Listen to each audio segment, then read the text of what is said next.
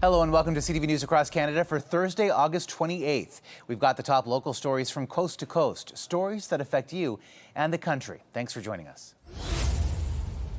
Hands up! Hey, Get down on the ground! Hey! Get down on the ground! Hey! I'm not doing it! Taser! Less than 20 seconds after getting out of her squad car, Constable Sarah Richards had fired her taser at 31-year-old Devin Fowlin. Stop it!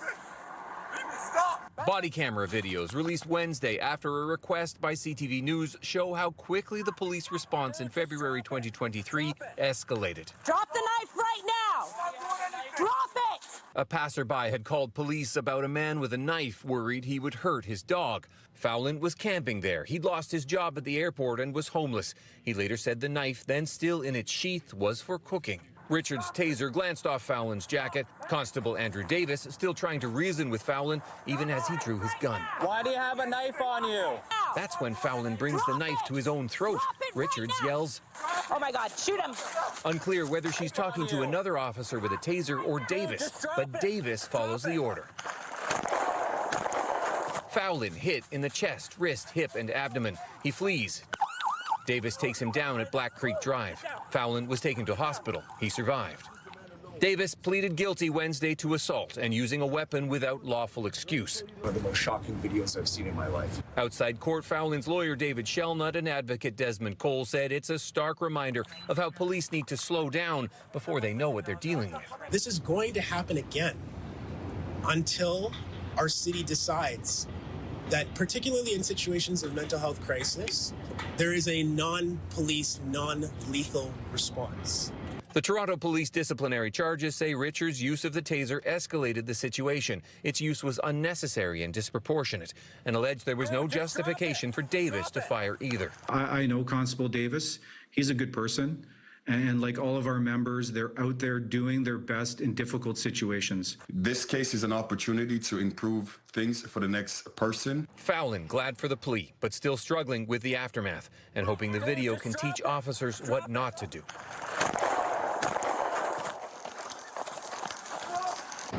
Now, Toronto does have a community crisis response that is a mental health first service, but it's not clear it would have been called here because the call was for a man with a knife. After the plea, there will be a sentencing, and after that, disciplinary charges for both of these officers will likely continue. Richards was the second most senior officer on that call, and Davis was the most junior with just 53 weeks on the force. Reporting live from the Ontario Court of Justice, I'm John Woodward. Now, more than 2 years after 30-year-old Jesse Deschamps of Penetanguishene was gunned down at the Village Square Mall in Penetanguishene, police have made an arrest. On Monday, Ontario Provincial Police arrested and charged this woman, 32-year-old Danica Laurie, also of Penetanguishene. 2 years without an answer, she's now facing a first-degree murder charge, mischief over $5,000, and obstruct a peace officer. She remains in police custody tonight, and police are refusing to say anything about the arrest or the suspect in the case. At the time, the shooting left the small town stunned. It was a bit of a shock, close to home, which you don't like to, you don't like to see. I was shocked. It's a small town. You don't expect something like that to happen in a small town, Especially in a town like this, our tight community. Police spent several days searching the area, collecting evidence days after the shooting. A black F-150 was seen fleeing the area that day. Police also released this composite sketch of a man they wanted to speak with about the incident. Police have not confirmed if they spoke to the man in the sketch or what his involvement is in the case. Police have also not disclosed what the relationship was between Jesse Deschamps and Danica Laurie, or if they knew each other. Police have not disclosed if there are any additional suspects wanted in connection to the case, and the OPP declined requests from CTV News for an interview today. For now, many questions in the small southern Georgian Bay town remain unanswered. Police do say their crime unit, under the direction of the Criminal Investigation Branch, along with the Chief Coroner and Ontario Forensic Pathology Service, are still investigating the case. They are still asking anyone who may have information to come forward. Now, police say Danica Laurie remains in custody tonight and is expected to appear in Barrie bail court in the coming days. Rob Cooper, CTV News, Penetanguishene. A group of unmasked men are seen calmly loading bottles of alcohol into bags at this Kitchener LCBO. Police say it happened Saturday afternoon. 6 men in total took off with primarily scotch valued at an estimated $8,000. Did you see these characters on the news last night that went into the LCBO up in Kitchener? They're brazen bunch of crooks. Premier Doug Ford caught wind of the theft and took it upon himself to go on what he called a crime rant. They just do not care. They go in there, they start loading up, and loading up. And you know what's ironic? It's the taxpayers' money, the LCBO. And so they're stealing off the taxpayers. Waterloo Regional Police say the chief and premier have been in contact over the issue. You know, I have all the confidence in the world in the Waterloo Police Services. The chief, he's a champion, the chief. We got to catch these guys and throw them in jail. Deputy Chief Jen Davis said they appreciate the Premier's support in arresting and prosecuting individuals responsible for this sort of crime, which is skyrocketing. We've had over 900 LCBO-related calls this year already. We've laid over 500 charges. Investigators say this could be linked to multi-jurisdictional crime groups, so they are using the clear cell phone video captured to work with other police forces to find the suspects. We know that on the clandestine market, this type of product is fetching 40 to 50% of the original cost, which is then being turned into fueling other criminal activity. Seeing the thieves unfazed by cameras in their faces had Ford reminiscing about the actions of a customer during a Toronto area LCBO theft from last year. I'd love to meet that guy one day. You gave him a couple slugs in the head. They deserve a slug in the head every once in a while. Those comments had shoppers divided at the Kitchener LCBO where the weekend theft happened. There's a lot of ways to use a bottle than just drink out of it. Yeah, I'd be like, I'm out of here. Peace. Meanwhile, the message from police is clear. I don't encourage anyone in public engaging with these individuals. I know it's frustrating, but unfortunately, we don't know if these individuals are armed with any type of weapon. And the LCBO says staff are trained on how to respond or not respond to these situations. They say even after stolen merchandise leaves the store, they continue to work with police to catch those responsible. 39-year-old Frédéric Biron-Carmel was charged with 4 counts following his arrest for burning the Israeli flag in front of the Hampstead City Hall. The charges are arson, possession of an incendiary device, mischief motivated by hate or prejudice, and inciting hatred towards an identifiable group. Biron-Carmel declined to be represented by a lawyer, and during a court appearance, the prosecution agreed to release him on bail, providing he follow certain conditions.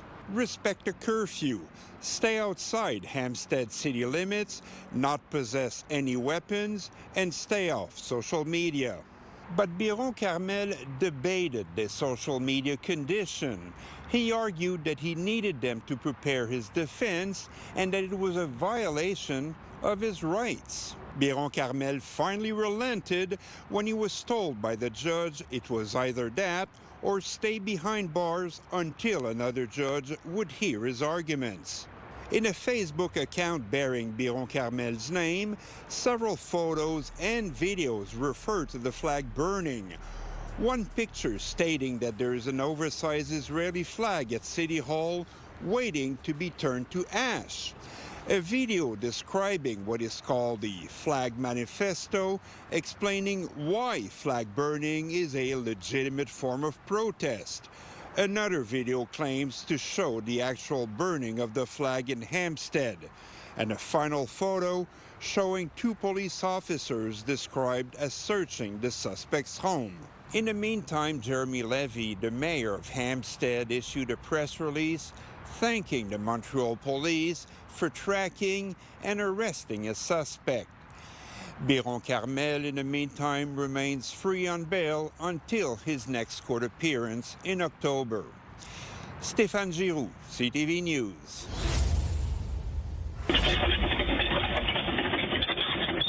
It's quite the sight to see. A ditch and a front lawn badly damaged by a brazen crime. Yeah, seeing people steal power tools, lumber is a very common thing, electrical wires, but yeah, I've never seen a full-blown excavator getting taken away from a job site. The security system at a work site just north of Moncton notified Saul Boudreau someone was on the property at 2 a.m. Sunday. Boudreau says the man driving the excavator made it roughly 3 kilometers away before coming to a halt. The heavy machinery's maximum speed, just 2 kilometers an hour. There's numerous properties, personal properties, their homes, their ditches, their front yards tore up with the excavator. Excavator going from one side of the road to the other, just not knowing how to operate the machine, getting stuck. Police responded around 90 minutes later and say a man was arrested. The accused is facing charges of mischief or damage to property over $5,000, operation of a motor vehicle while impaired, and theft over $5,000. The neighbor's lawn also damaged. Well, it was a shock. We've been here 49 years, and we feel very safe here, but it's really odd because a week or two ago we thought maybe we should think about cameras. So we've ordered cameras for our property. The excavator belongs to a contractor of Boudreau's company and is currently out of service. As far as total damages? Dollar figure, I'd say you're north of $200,000 to $250,000 if you include the machine into the damages. This is the 3rd time in 3 weeks Boudreau's been hit by theft. He's frustrated and particularly upset that the accused was released hours after his arrest. The accused is due in court on December 12. Derek Haggett, CTV News, near Moncton. And police have arrested one suspect at the scene. There is an increased police presence in the area tonight as the investigation continues. We know firefighters and paramedics assessed and treated the victim inside the grocery store before she was brought to hospital with life-threatening injuries. Police say there is no active threat to public safety. Still, the attack is leaving many on edge. I'm surprised. You know, Loblaws, like, who'd have thought? Scary. It's scary. I mean, I've been coming here for years. I never had a problem. It's very, very sad, you know. It's just sad that somebody was stabbed. Loblaws is usually safe. Police have not said whether the victim and suspect were known to each other, and the suspect has not been identified. There is now a sign in the door at Loblaws indicating the store is closed for the rest of the day, and we have not received an update on the victim's status. She has also not been identified. 55-year-old Sandy Lee is battling leukemia and says she uses street drugs to deal with physical and emotional pain stemming from trauma throughout her life. She deeply appreciates the opportunity to stop by the Women's Harm Reduction drop-in. Comfortable because it's this woman, not man, because I can't do group with man. I freeze and I feel threatened. The Raso Access Network says the Women's Harm Reduction drop-in every Wednesday morning is designed to help women who are precariously housed, using drugs or have in the past. To speak to the issues that are important to us in a safe and meaningful way. We're able to provide access to some snacks and some things that many women in community are denied access to. And it's just a space for belonging. For people to just put down what they're carrying for a little while. It's hard out there. Bowman says the ratio is that more men use a harm reduction window than women. It's because women face a lot of stigma who are using drugs. And it can be unsafe for them to access harm reduction materials. And they can be controlled on the outside world. So this is a space where they can come in and take what they need without having to ask. Get peace of mind and relax, and me time too, right? Away from outside. The drop-in offers harm reduction supplies, test before you use drug kits, essentials for women, bras, underwear, and a space to share, belong, and build community. Alana Everson, CTV News, Sudbury. A team from a company that specializes in maintaining and repairing cooling towers could be seen working on the system at Sofina Foods. It's this system that the Middlesex London Health Unit says was the likely center of the Legionnaires' disease outbreak. I didn't even know this was going on. It's pretty scary to hear. Peggy Hill lives half a block away from Sofina and says she hadn't heard of the outbreak until this day. She says one of the people in her home is immunocompromised. I'd like to know exactly what it is, how it will affect the environment, our breathing status and that. The health unit says the outbreak has claimed 4 lives and sent nearly 90 people to hospital. Dr. Joanne Kieran is Associate Medical Officer of Health. She says identifying a source is a significant step forward in finally stemming the spread. It means that we can ensure that the system is completely remediated. And that involves not just chemical disinfection, but actually opening the system up.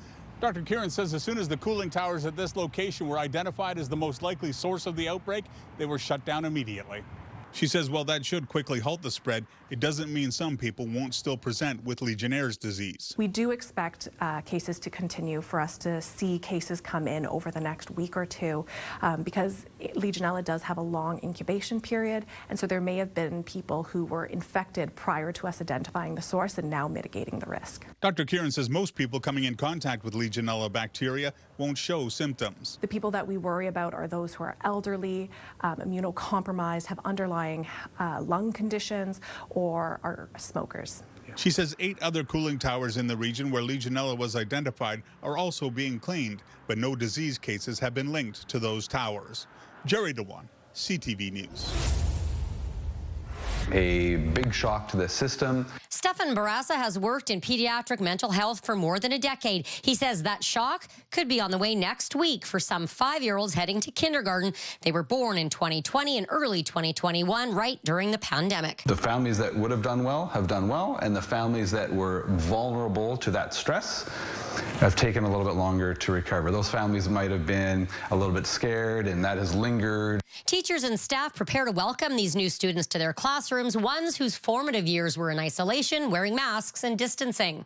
It's an influx of unique students entering their schools, and Barassa says overall, kids have rebounded. They've done well after the initial adverse experience, but there's a wider variability of skills coming into kindergarten right now. At Saskatoon Public Schools, the distinctiveness of this group of kindergarten students is on the radar. The fact that they missed out on opportunities in early years means a greater emphasis on play and peer interactions will be kept in mind. This could look like having extra focus on free play, sharing, taking turns in group games to build interpersonal skills, flexible curriculum pacing that meets students where they're at, and monitoring well-being. We reached out to Greater Saskatoon Catholic Schools, which tells us it isn't preparing for anything out of the ordinary. Reach out to resources, in-school resources. This expert maintains that parents play a key role in getting students adjusted. Children can also be vulnerable, so they can be malleable, positive or negative. He offers this if a parent suspects a child may have challenges heading to school. Go knock on the door of the school. Hi, I just want to take a look around. Could I see the kindergarten classroom? Even a 2-minute little preview will help that child immensely. On the upside of all of this, the Public School Division expects these COVID babies to be well versed in FaceTime and other online communication. Carla Shinkaruk, CTV News, Saskatoon. Each explosion bigger and louder than the last. Calgary Police's tactical and bomb unit turning the 4700 block of 1st Street Southwest into a controlled detonation zone with a large mound of dirt, wet sandbags, and a truck acting as a barrier to the blast. We were asking around what's happening. They were saying, I thought there was a crime at first, or like but apparently there's a suspicious package. According to police, a local moving company was hired to dispose of several substances, but the chemicals were mislabeled and sat in a package for 10 days. When the company opened the pallet Tuesday, they called 911, and investigators determined the hazardous material included picric acid, which is highly volatile when dried. It's used in labs and is more powerful and less stable than TNT, and was behind the 1917 explosion that destroyed much of Halifax. And when it's transported in the proper packaging, it is safe. But in this particular case, because of the way it was left, because of the mislabeling, the fact is that after 10 days that some of the containers started to deteriorate, and so it became a different form of chemical, and it became more dangerous. Police quickly evacuated businesses and nearby homes for public safety, then further extended the evacuation zone on Wednesday. It is a small area of both commercial and residential. There's a very small number of residential homes in that area, and those folks have been evacuated and are being taken care of by Red Cross if they need some additional assistance. Many who work in the area were rattled by the experience, but are eager to learn when they can return. They're taking it quite seriously, so if anything had happened, it would have been quite scary because I work close by. Losing all those calls and customers and stuff, right? Because we do have a lot of walk-in clientele, and then with our plaza being shut down and the businesses around us, it really hurts. Police have now launched a criminal investigation to determine how this happened. Terry Fikowski, CTV News, Calgary. Nearly 3 years after 14-year-old Brandon Schaefer Kovacs died while under the care of the province, an inquest has resulted in 5 recommendations aimed at preventing other deaths in the future. I just wanted to say that we miss him dearly and loved him dearly, and that his life mattered. 4 recommendations are aimed at Eagle's Nest for mandatory training signed by the ministry and staff, new sensitivity training to improve understanding of residents' needs, clear separation in reporting, and having group home staff document all interactions and communications with anyone outside the home. The family hopes for the quick and thorough implementation of any recommendations to help safeguard children in the ministry's care. After hearing from staff and family over the previous 2 days, the third day of the inquest heard from high-level Ministry of Social Services administration attempting to unravel the bureaucracy and gaps facing contracted group homes like Eagle's Nest. Jurors learned a series of changes made in 2023 to a policy document for all group homes hasn't been officially implemented. A new draft has been shared with the Advocate for Children and Youth, who has yet to send it back to be finalized. Those changes include requiring added documentation, having over-the-counter medication available, and thermometers working and available. The inquest previously learned no Eagle's Nest staff checked Schaefer Kovacs with a thermometer in the 4 days he was sick before he was sent to hospital. He would die there 3 days later after being infected with influenza A and streptococcal pneumonia. Ministry staff say Eagle's Nest has made changes which would be in alignment with the new draft, but that can't be confirmed since they aren't required to send those changes to the ministry. New mandatory training only applies to new group homes operating in the province or new hires, not existing staff. The family says they remain dedicated to advocating and honoring his memory by working towards systemic improvements. Keenan Sorakan, CTV News, Saskatoon. This is the plane I trained on. It was a Cessna 172. The Springbank Airport is where hundreds of Southern Alberta pilots earn their wings. For 20-year-old Ethan Larson, it's where his lifelong dream took flight. Basically, since I could walk, I've always dreamed of being a pilot. But all of that changed last April. Just a week after graduating as a commercial pilot, Larson was diagnosed with acute myeloid leukemia. It was quite devastating because I worked so hard and everything was going great. He underwent chemotherapy and a stem cell transplant. Doctors eventually declared him healthy, and in December, he submitted his medical review application to Transport Canada. Fast forward 8 months, and his file is still sitting in Ottawa. And they told me that if I keep contacting them, it will delay the process even more. I had companies calling me, and they were asking when I can come back, and I just had to keep telling them that I'm stuck on the ground right now. Transport Canada has upwards of 60,000 medical applications to review annually, 25% of which are considered complex. The safety and security of the aviation sector is a top priority. A complex file will result in extended timelines for consideration of flexibility. The last thing you want to do is hold the kid back. Country music star George Canyon is an avid pilot himself. Diagnosed with type 1 diabetes, he knows the struggles of Transport Canada medical reviews. It's not a malicious intent from Transport. It's just, you can imagine the number of files with the limited amount of resource. How do we spread it out? The Airline Pilots Association also warns of medical approval backlogs, calling on Ottawa to allocate appropriate funding levels to Transport Canada to ensure the department is able to meet at minimum established processing standards. And in the wake of a nationwide pilot shortage, some say these jobs are in high demand. Air Canada alone loses around 100 pilots a year for retirement. But those opportunities are dwindling the longer this pilot is forced to wait. These are people's lives at stake and livelihoods. Mark Villani, CTV News, Calgary.